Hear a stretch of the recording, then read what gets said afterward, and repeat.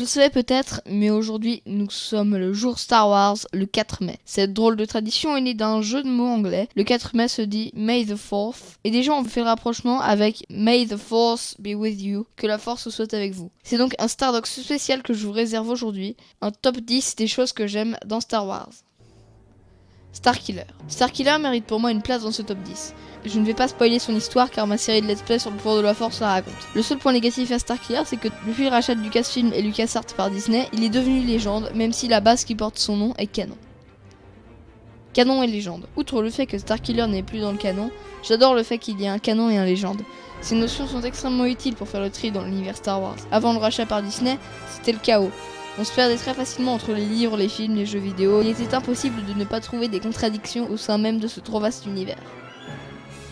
Thrawn. Je l'ai déjà dit dans une de mes vidéos, mon personnage préféré est Thrawn, je le place donc logiquement dans ce top 10. Thrawn est de loin le personnage le plus intelligent de tout l'univers Star Wars, légende compris. Il a réussi à lui seul à mettre en grand danger la Nouvelle République dans le légende. Il était tellement aimé par les fans qu'il a été réintégré dans le canon dans Rebels, où il a gagné plusieurs batailles et détruit la forme physique du Bendu.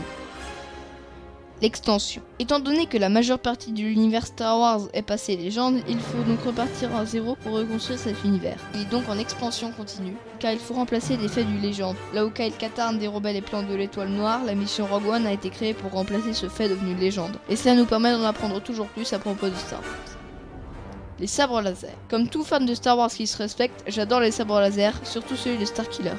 C'est l'épée fictive par excellence et l'arme de mêlée futuriste la plus connue. Le sabre laser est l'un des piliers fondateurs de l'univers Star Wars.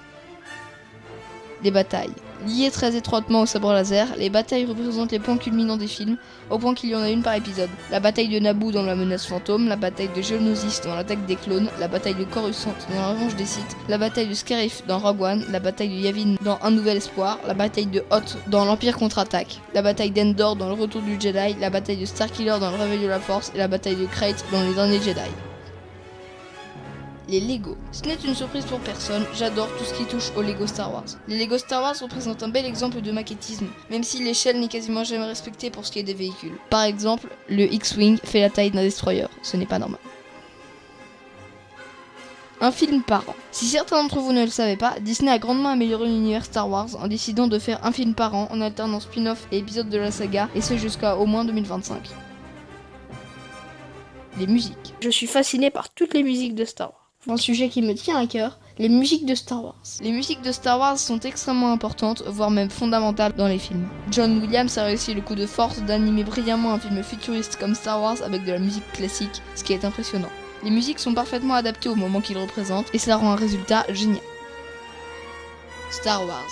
Ce qu'on aime dans Star Wars, c'est finalement son ensemble, les personnages, l'univers, les objets, les événements, les produits dérivés, les films. C'est ça qui unit tous les fans de Star Wars. Il faut oublier toutes les querelles inutiles. Par exemple, la trilogie, la prélogie ou la postologie, qui de Han ou Grido a tiré le premier, pour ou contre le rachat par Disney. Ce sont ces divisions qu'il nous faut à tout prix faire disparaître. Et nous connaîtrons alors la paix.